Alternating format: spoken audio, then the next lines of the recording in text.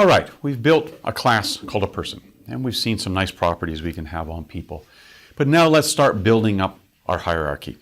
And in particular, we're going to create a special kind of person called an MIT person. And I think you've already figured out that MIT people are definitely special.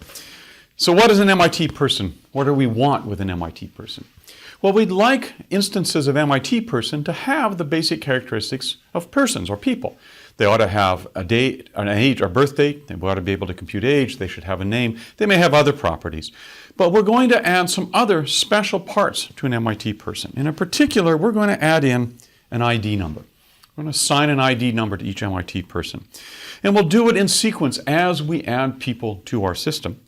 And that means we'd like to have some other methods. We'd like to be able to get the ID number. We'd like to be able to sort, for example, by the ID number. And notice that's different from up here. With just regular people, we were going to sort by name. Initially by last name and then by first name if the last name's the same. Here, we're going to want to sort by the ID number. Okay, let's look at some code and then let's think about how to use that code. So we're going to start by looking at some code. So in particular, here's some funky looking code. And I want to walk through this carefully. We're creating a new class called MIT person. And notice here that it is a subclass of person. In all the previous examples, our classes have simply inherited from the base object class that Python provides. Here we're saying we want MIT person to inherit from person. This is an instance of inheritance. And what do we mean by inherit? We say that we want this to be the case, that an MIT person has access to all of the characteristics of a person. So it's in a specialization, if you like, of person. It will inherit all the methods that a person has unless I do something specific to change it. But it's going to have its own particular things. Second thing we do is notice right here, we've got something different than we've seen in most other examples. And this is an instance of a class attribute. Now we saw before in the previous lecture when we talked about what happens when we call a class. Calling a class, or defining a class rather, creates an environment frame. And this call right here says basically that I'm going to do a binding of next ID number to 0 in the frame associated with MIT person. This is an attribute that belongs to the class, not to instances of the class.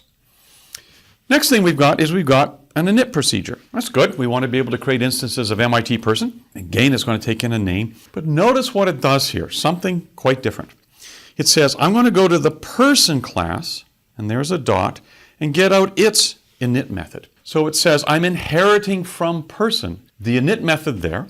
I'm going to call that init method with name. And that's going to initialize all the attributes of an instance of a person. It's going to set up a name. It's going to set up a spot for a birth date. It's going to do all the things that we would normally do. Notice the specific call here. I want to say it again. We are saying inside the person class, which I'm inheriting from right there, I'm going to go get the init method from that class and call it with an argument of name. Having done that, inside this instance, remember init now is creating an instance, so self will refer to the instance of MIT person. I want to set up an ID number.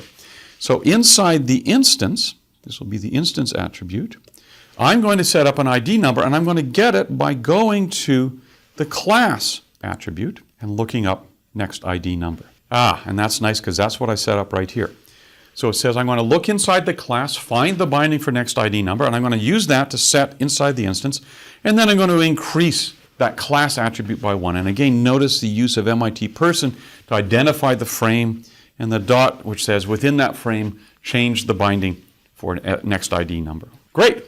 Once I've done that, then I can get ID numbers. So I've got a method for a person that simply looks up my ID number. And now the last piece is I said I wanted to sort based on ID numbers for MIT people. And so my less than comparison now will simply compare ID numbers of my ID number against anybody else's ID number to see who's earlier on in the hierarchy, if you like. I'm going to use this in a second, but let's just do a little quick visualization to think about what happens here. Basically what I've done, and this little cloud is to say it's some kind of abstraction inside of my environment. I actually know they're frames inside of my global environment. But I've got a class definition for person. It's got some methods, like init, get last name, less than, that I've seen before. And I've got an MIT person, and this is a subclass of person, meaning it has access to the person, and it has, as a consequence, the ability to get to attributes of a person. Inside of there, I've got a version of a class attribute, and that says that inside the object or the frame associated with MIT person, I got a binding of a variable, which is initially to 0, and I got some other methods. And notice in particular, these two methods shadow the person methods. And what does that mean? That means that if I'm dealing with an MIT person and I ask for its init method, it will see the method defined here. In other words, whenever I create an MIT person, I'm going to use that method. Now, if I want to get to this method up here, I've got to refer to it by saying, give me the person init method, which we saw in the code, and we're going to see again in a second. Similarly, less than down here will shadow or avoid us seeing the person method up above, because it's referred to within MIT person. So as a consequence, when I call MIT person, that class definition, when I create an instance of MIT person, it's going to use the init method here, because that's the one that's visible within the environment of MIT person. Inside of that init method, that code uses person.init. And the person says, I'm going to look up to find this object and then extract out that init method, which will in turn call that procedure. That's going to create an instance of a person with all the appropriate attributes, and there it is, but it creates also at the same time an MIT person because of the first call, which inherits from the class definition. On the other hand, the bindings in this frame are set in the inherited init code. So it's creating an instance of MIT person, but it's using this method to set up those bindings. That's great, because the rest of the original init code then calls self ID number equal MIT person next ID number, a long-winded way of saying that inside of this frame it creates a new binding for ID number, and it gets it by looking up the value of next ID number inside of the MIT person environment. And it creates a binding for it in self, and remember, self points to this instance, which is the thing that we want, which is in fact the place where we would like to create that binding. And it creates it as 0.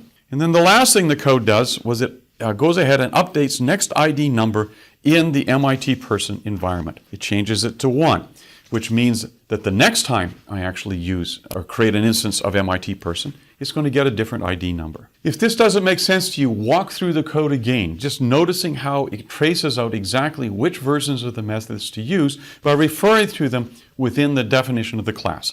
So person.init or MIT person.nextID number as a way of getting out those pieces. That's a nice example of inheritance, because this init method is able to use or inherit aspects of that init method as needed, but it's also going to be able to use it in other kinds of ways.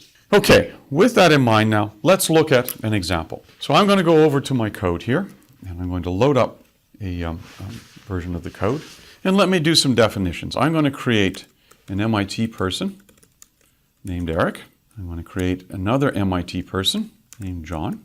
And you know what? I'm going to create yet another MIT person named John. That sounds a little weird. Aren't I overriding things? Let me get that out. And I'm going to create, finally, just a person also named John. Okay, now, I've made 3 instances of an MIT person, and I've made an instance of a person. And in some cases, I've had the same name. That sounds worrisome, but it isn't. Because let's think about what happens here. If I visualize the hierarchy here, when I called P1 and said bind it to being an MIT person with name Eric, that MIT person uses its init method, which calls the person init method, which creates a frame inside of which I bind a set of values, including a birthday, a last name. I'm not going to worry about the last name here. It would have actually been Eric. But in particular, I'm going to set ID number to 0. And then you saw that the code updated the class attribute to be ID number, or next ID number now goes to 1. Then when I call MIT person again, creating a binding for P2, it's going to have a binding of 1 here. And again, it's going to have a last name that I didn't bother to put in. When I call P3 equals MIT person of John, it's not to worry, because it's going to create a new instance, and because I'm updating that ID number every time inside of the class, when I call the init method, it's creating a new unique binding for that value. So there's a unique ID number in each case. Finally, when I said let P4 just be person, remember all of this is happening up here in some global frame where I can get access to these things. It just creates something that has a birth date and a last name, but it's a person. doesn't create an ID number. That's something that belongs specifically to MIT people, not to people in general. So from the perspective of the global frame here, I have names for people, P1 through P4. Each one refers to a different instance. And for those that were created by MIT person, they have unique ID numbers, even though their names may actually be the same. So if I say that a little bit better, just to summarize, notice that MIT person has its own less than method. And that's going to allow us to actually look at some interesting things. So in particular, let's look at some examples. First of all, let's go back over here and I'm going to print out P1, and that's Eric. If I want to print out P2, that's John. And I print out P3, that's also John, as is P4, because those happen to be the names of them. But if I say, for example, I want to get P1, get ID number, that's a method. P1 says it's got an ID of 3, whereas P2 has an ID of 4. And if you're wondering why these are 3 and 4, not 0, 1, or 2, it's because I'd already run earlier versions from the previous segment in here. And so I'm simply getting different numbers. All that matters is I've got unique numbers here. Okay, we've now got less than methods associated with them. And in particular, remember, MIT less than or people are going to be compared by ID number. So I can say things like, is P1 before P2? I created it before P2, and in fact it is. On the other hand, if I say, is P3 less than P2? No. Remember, I created them in that order. And similarly, is P4 less than, say, P1? No. And then you can say, okay, well then is P1 less than P4? Ooh, what happened? Well, actually something important. And let me go back over to the slides. As we said, MIT person has its own less than method. And that method shadows the person method. What does that mean? It says if I'm going to compare an MIT person object, because its environment inherits from the MIT person class environment, it's going to use that version of less than, the one belonging to MIT person. So as a consequence, if I do is P1 less than P2, that will be converted into taking P1 as an object and getting out, using the dot notation, the less than method associated with that instance, which happens to be the MIT person one, and applying it to P2. And it does the appropriate thing. It gets out the places that I'd like to see, which is really good. On the other hand, why does P4 work when compared to P1, but not the other way around? Well, this says take P4 as an object and get out its less than method. Okay? And what's that? Well, that's the thing associated with P4, which was a person. And so as a consequence, I'm just going to use the person less than method. And that will still work because that just uses names. And since P4 is a person and P1 is an MIT person, P1 still has a name and I can do the comparison. On the other hand, this says take P1 and get the less than method associated with that. And since P1 is an MIT person, it's going to try and compare ID numbers. But when it applies that to P4, P4 has no ID number, and so it throws out an error. This is an interesting way of saying we need to think carefully about what methods do we use when applied to different objects. The shadowing lets us override other kinds of methods. And in this case up here, this worked fine because that P4 object applied to P1 was simply going to get a method that would apply to both of them. But this one won't work because P1 is going to try and apply a method that only works for a certain kind of object to something that is not part of that object. Already we can see the notion of inheritance building up interesting ways of shadowing behavior, refining behavior, and creating the beginning of a hierarchy of objects. In the next segment, we'll push on that idea.